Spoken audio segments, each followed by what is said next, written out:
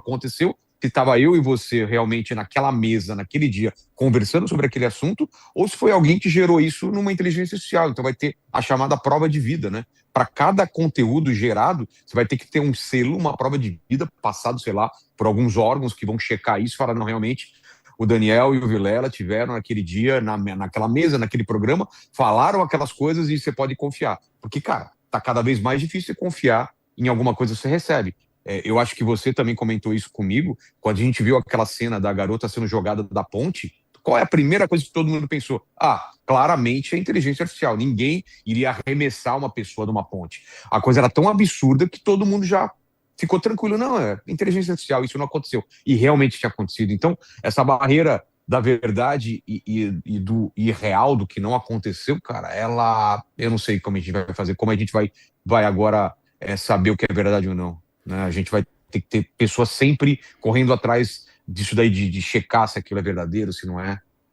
Não, eu fico até imaginando imagens tão realistas que até nós mesmos vamos ficar na dúvida. Ué, mas eu não me lembro de ter conversado isso com o É, Vilela. Não me é. lembro desse programa que eu Não, gravei. não. Já tá acontecendo, Daniel. Tem um vídeo rolando no Instagram, aliás, eu vou avisar que é mentira, tá? Tem uma oração do Frei Gilson, feita no meu programa, comigo entrevistando ele, que não aconteceu. Ele não fez Puxa, aquela oração, eu não comentei aquilo. Cara, tudo bem. Foi para uma mensagem boa, foi, mas poderia ser usado para uma coisa negativa, alguma coisa para difamar o Frei ou me difamar. E tá quase perfeito. Quase perfeito. Claro que eu sei que a minha boca está se movimentando um pouco errado, ele também. Mas, meu, minha mãe ela só acreditou. Ela repassou para mim, falou que bonita essa oração, meu filho. Assim, exato, a galera acredita. E no nível que está hoje. Ou seja, tá 90% de qualidade. E quando chegar a 100% de qualidade, que vai ser impossível da gente diferenciar se aquilo foi feito por inteligência ou realmente aconteceu. Só realmente quem teve lá vai saber. E mesmo assim, é o que você falou, você vai ter dúvida. Fala, cara, não é possível. Eu já não me lembro disso. Então, a gente vai ter que. Vai ter um problema de memória, vai ter um problema de revisitar a história a todo momento, saber o que é fato, o que é uma versão, o que é uma narrativa. Isso para democracia, para eleição, para jornalismo investigativo vai ser um terror, né? com certeza. Vilela, você que gosta de arte, cara, você estava falando aqui e eu lembrei daquela linha, aquele estilo artístico do hiperrealismo, em que os caras Sim. pintavam com tanto detalhe que você falava, cara, é uma pintura ou É uma uma foto, foto? né? É. É. Eu Então, fiz muito hiperrealismo, né? chegou a fazer? Já de Fiz. curiosidade, né? Porque eu sei que aqui tem gente que gosta de notícia, teoria da conspiração, filme e série, mas tem gente que gosta de arte também. Então explica aí, Vila, dava muito mais trabalho, você fazia na mão, Pô, como é que era claro. isso? É que, na verdade, o hiperrealismo, a ideia do hiperrealismo é fazer uma realidade hiper, né? Mais do que real. Então, o que você pegava? Você pegava uma foto que era tirada de uma cena real e transformava aquilo numa coisa hiper real. Ou seja, imagina que aquilo tivesse a melhor luz, a melhor pose, a melhor tudo. Então você pegava uma foto e deixava aquilo muito mais agradável, que hoje você usa filtros e efeitos de IA para fazer. Mas a gente pegava, por exemplo, a imagem de vários cristais numa prateleira, você tirava aquela foto, depois você pegava e aumentava a luz, deixava aquilo muito mais brilhando, com muito mais. Se fosse uma comida, deixava muito mais apetitosa. Se fosse uma pessoa, você deixava muito mais bonita, tirava todas as imperfeições. Então, por isso que chamava hiperrealismo. Se usava aerógrafo, que é um aparelho que você ligava num compressor de Compressor. ar, e ele é usado hoje para pintar capacete, fazer arte em parede e tal, né, em grandes formatos também. Aquilo saía um jato de ar, tinha uma cumbuquinha que você colocava tinta, e você ia fazendo aquele degradê para deixar a coisa perfeita, fotográfica, né? Você demorava 2, 3 semanas para fazer um desenho, uma ilustração, né? Aí tem um exemplo de um cara trabalhando com pincel, mas fazendo também hiperrealismo. O que você fazia também? Você fazia arte muito grande, para quando ela fosse fotografada menor, ela ficasse mais hiperrealista. Então, se você vê a arte, de repente você fala, não, claramente é uma pintura, mas era tão perfeito na escala que quando você reduzia, ficava muito mais realista. Quem usou muito isso foi o cinema também. Cinema americano, antigamente, para criar cenários de Star Wars, Se você for pesquisar na internet, Indiana Jones, tudo, eles faziam um fundo fantástico, hiperrealista de outros planetas ou de lugares que não existem, pintavam, deixavam a parte da frente onde apareceria o ator e era a filmagem real, e aquilo num vidro, era iluminado por trás, então o personagem chegava real, filmado aquilo, e todo o resto colocava uma máscara e trocava por essa pintura que era chamada de matte painting, que era uma pintura opaca, que era hiperrealista, então você tinha a sensação que aquilo lá aconteceu. Então, dentro da Estrela da Morte, a primeira trilogia era feito isso. Indiana Jones, quando chega naqueles lugares onde estão no segundo filme, no terceiro, no Tempo da Perdição, aquela parte que ele quase cai naquele penhasco, tudo aquilo era pintura, cara, pintura hiperrealista. Até se o Homer achar isso, coloca matte painting, ele vai achar matte painting de Star Wars ou de Indiana Jones, ele vai achar essas imagens, cara. Era fantástico. E hoje em dia você não precisa de nada disso, porque a inteligência artificial gera esse hiperrealismo de uma maneira absurda e feitas em fração de segundo, né? Então, parece que, eu fiquei imaginando aqui, né? Parece que a inteligência artificial em breve, ela vai ter capacidade de gerar imagens que vão parecer em tempo real e que pareçam mais reais do que a própria realidade, né? Sim. Já acontece isso, né? Você usa o Midjourney, por exemplo, e você coloca uma foto sua, pede para melhorar ou colocar a situação que você gostaria, porque aquela foto foi tirada com algum tipo de acerto errado, o obturador você não abriu do jeito certo, entrou mais luz ou menos luz, você pede para o programa, para o aplicativo melhorar tudo aquilo, ele melhora. E aí o Homer colocou, olha só, cara, do Star Wars, isso está pintado num vidro, tá vendo a proporção da mão dele em relação ao tamanho do quadro, imagina que isso é um detalhe absurdo, e aqui na frente entram os personagens, né? Os personagens filmados mesmo, eles entrariam aí e faria essa composição, e no final isso era juntado, os dois filmes se juntavam e virava aquela coisa que na tela de cinema você nem percebia que era uma pintura, né? Então, Vilelas, eu lembrei, cara, já que a gente está falando sobre isso, e pra galera se situar, a gente está tratando desse ataque hacker aí lá no sistema da Defesa Civil, e isso leva a gente a refletir sobre os limites entre a ficção e a realidade, né? É sobre isso que a gente está tratando, inclusive como a inteligência artificial ela pode borrar ainda mais esse limite, tornar mais difícil você separar o que é real ou não. E como a gente tem a oportunidade de ter o Vilela aqui, que é professor, teve escola de arte. Vilela, eu estava lembrando do pontilhismo, cara, que foi um negócio muito interessante, porque, cara, nos anos 1870, o Georges Seurat, né, o pintor, ele teve uma ideia de pintar através de pontinhos ali, de cores primárias. É como se o cara tivesse inventado o pixel, né? Num momento primordial ali, né?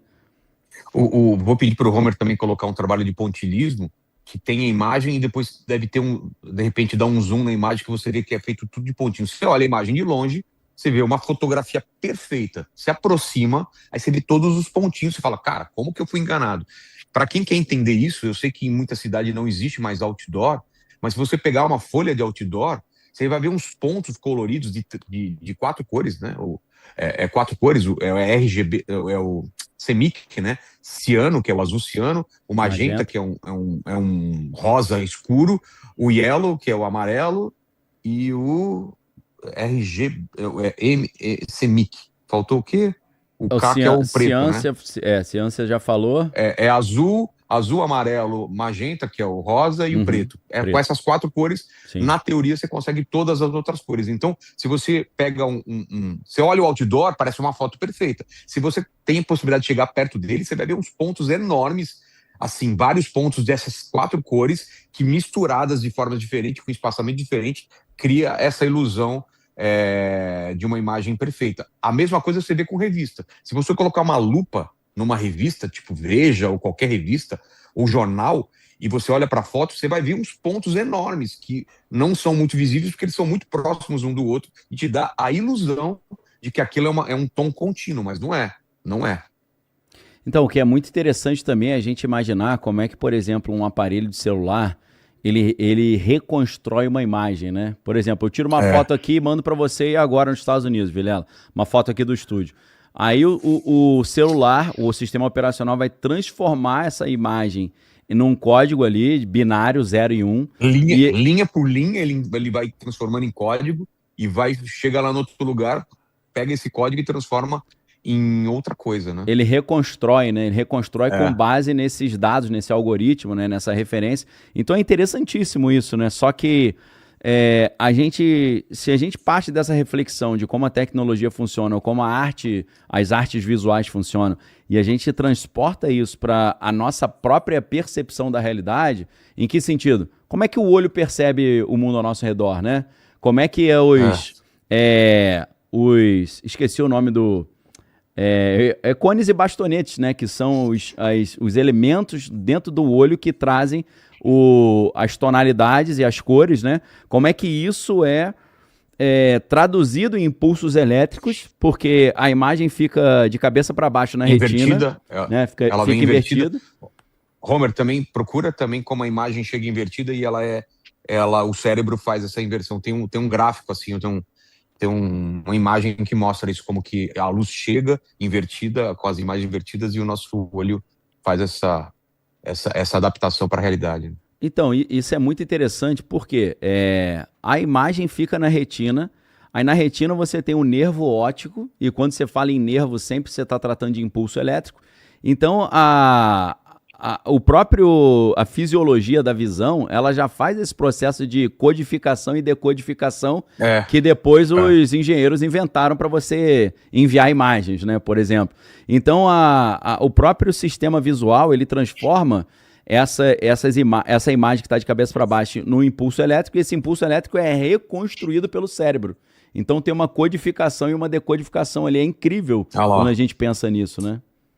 Olha, a imagem que ele colocou é isso daí mesmo. Você vê uma árvore, ela tá chegando lá, ela tá de ponta cabeça. E o seu cérebro faz a conversão. E ali atrás tem o nervo óptico, aí do nervo vai pro cérebro, o cérebro reconstrói. Então isso é muito interessante, Vilela, até num papo mais filosófico, né, de epistemologia, que é a teoria do conhecimento, como a gente conhece as coisas. Se a gente conhece tudo pelos 5 sentidos, na verdade, a gente não tem experiência direta com as coisas como elas realmente são, porque a gente só consegue ter acesso ao que o cérebro reconstrói desses impulsos elétricos, né? Então a gente começa a pensar, cara, a gente vê o mundo naquilo que o nosso cérebro monta da imagem. A gente não sabe como as coisas realmente são fora do nosso cérebro, né?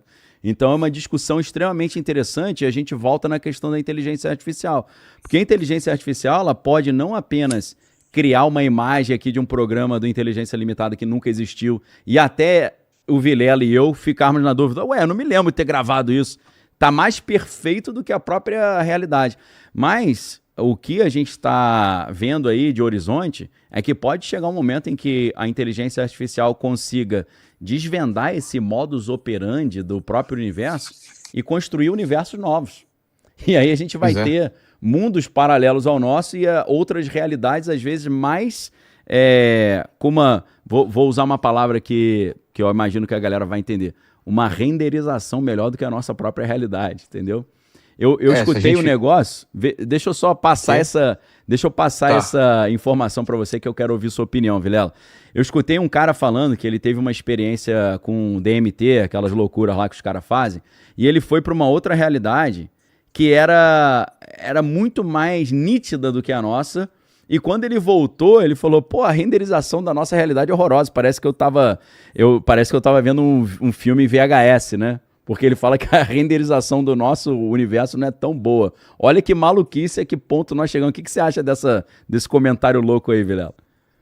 Eu posso falar também porque eu já tive uma experiência com ayahuasca, né, que mexe com DMT e tudo mais, e a sensação que você tem realmente, cara, eu não sei explicar, não sei se isso é real, se é uma coisa fabricada na tua cabeça, mas é que você vê uma realidade muito mais pulsante, né? Você vê tudo, parece que tem mais cor, parece que tá mais vivo, tá vibrando, as coisas vibram, né? Eu não sei explicar, mas é como se você... Parece um pouco Matrix, né? Que eles viam a realidade com os numerozinhos caindo, mas em vez dos numerozinhos eu via é como se eu tô vendo uma TV na minha frente, que é como se eu visse a TV e conseguisse ver, além da TV, é meio cubista, sabe? Eu conseguisse ver a lateral dela e um pouquinho da parte traseira dela. Era uma coisa como se o universo ele se contorcesse à sua volta e você conseguiria ver, assim como uma tela curva, você conseguiria ver isso daí se moldando à sua volta. Então, é como se você conseguisse espiar coisas que estão escondidas e que tua visão não alcança pelo teu ângulo, cara. É muito louco, mas é como se nossa realidade realmente, pelos nossos sentidos, fossem reduzida a uma coisa mais...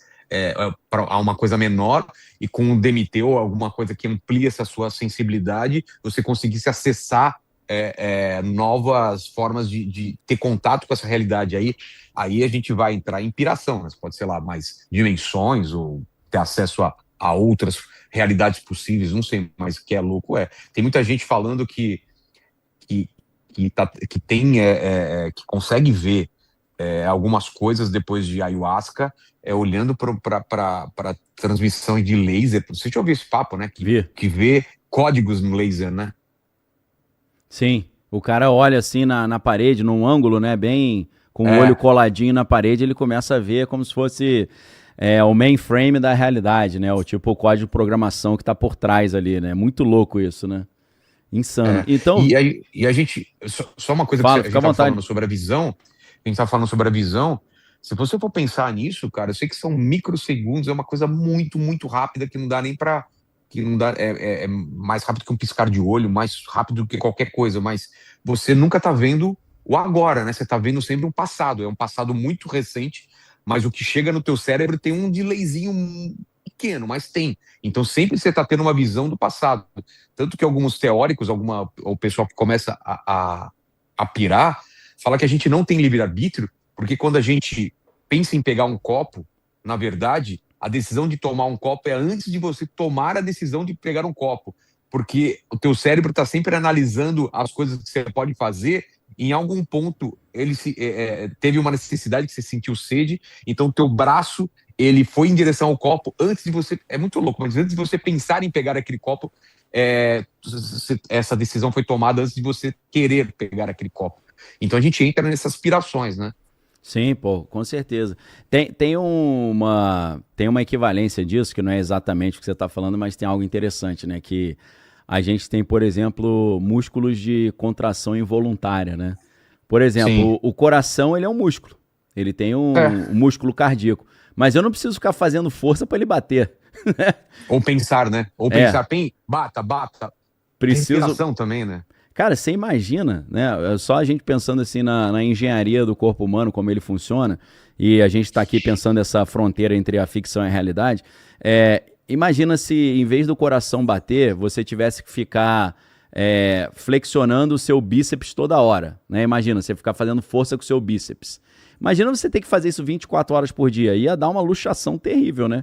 Mas o coração não, ele está ali perfeitamente funcionando, porque tem um impulso elétrico que sai, que é o famoso feixe de risco, que faz o coração ficar batendo, né?